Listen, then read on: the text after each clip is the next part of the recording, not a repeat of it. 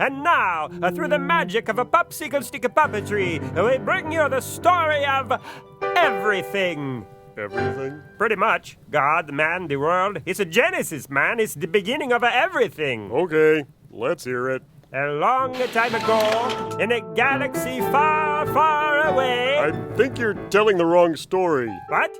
Oh, you're right. Here we go.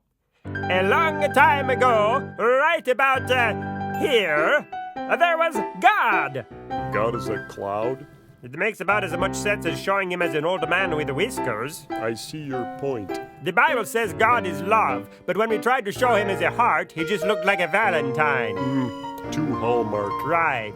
He appeared to the Israelites as a cloud by day and a pillar of fire by night. The fire thing was a little scary. So we decided to go with the cloud. I think we made the right choice. I couldn't agree more. And we're calling him he, not because God is a boy, but because the Bible calls him he.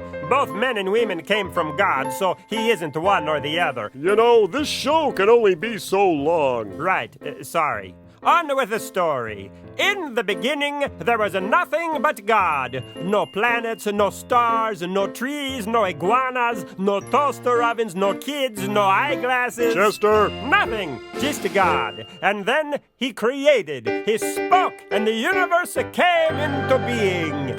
He must have had a loud voice because it made a big bang. Get it? A big bang? That's an astrophysical joke. Anyway, the earth was formed and cooled and water appeared. Then God caused the plants and the fish and animals to pop up. And then he said, watch what I'm going to do next. This is going to be great. And boom, he made a man and a woman. They didn't have any clothes, so they had to stand behind the bushes whenever anyone took their picture. What? You know, for kids' Bibles and stuff.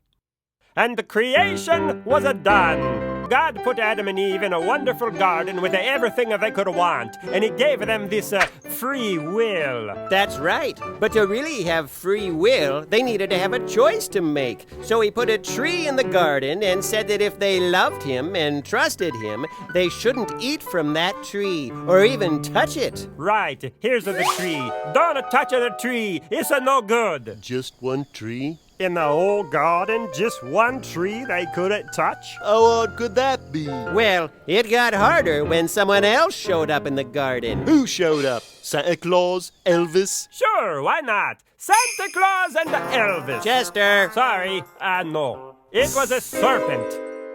You mean like a snake? Right, like a snake. But this wasn't an ordinary snake. This snake was evil. He told Eve that God was wrong, that eating from that special tree would make them as wise as God himself. Now Adam and Eve had a choice to make. Would they trust God, or would they trust the snake? Don't trust the snake! Don't trust the snake! I've got a bad feeling about him. This is where that free will comes into play. God let Adam and Eve choose who to trust.